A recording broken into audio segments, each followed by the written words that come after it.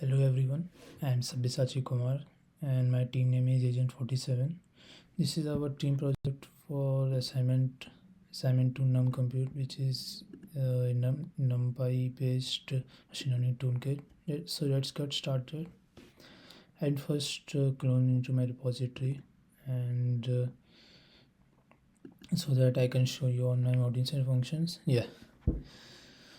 So these are all our important functions.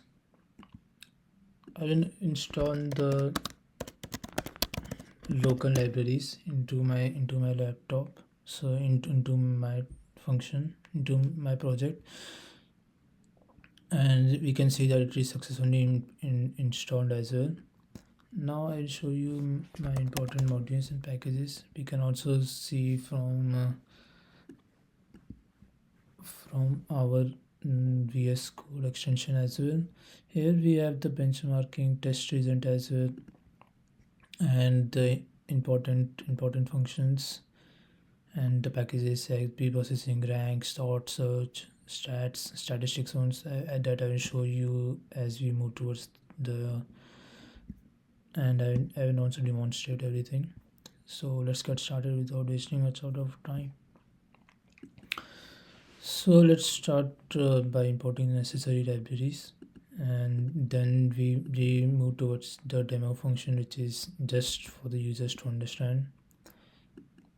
And now we are importing necessary libraries which can be used for our benchmarking. As we move towards the pipeline, we can see that first we have to load the CSV file, and then delimiter is used because if you have any spaced data or commas, full stops, anything that can be removed.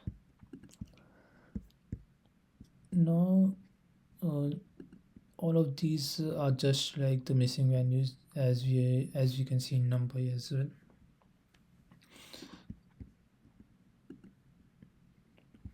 Oh shit, yeah, and the sample data with the missing values. So this completes the all our 9 values you can see. Next we have min max scalar, which we have used to transform our missing values. Also one hot encoder for a 1D categorical data. Now as we run towards the statistics function, I'll just enlarge it. So we can see that we had the mean, median, and the standard deviation.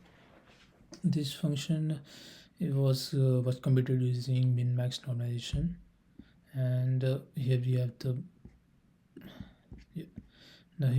histogram for to calculating the bins. Next we have the sort function, which calculates the any value which we are searching. Here we are using binary search, and the top k function also, which is one of the important core functions. Next we move towards the matrices, which computes the mean squared error between true and predicted values, and we can see the true and predicted values given below. Secondly, the ranks handles the finds using the average, as we can already see here. Next we move towards the gradient, and this we can understand by using the vector function, and we are using Jacobian and lambda for the users to understand it, but very easily.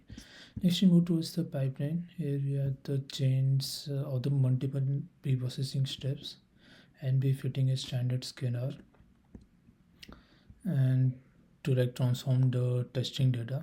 Next we move towards the last and the final benchmarking results, and I will show you like the difference between the vector ones and the loop based.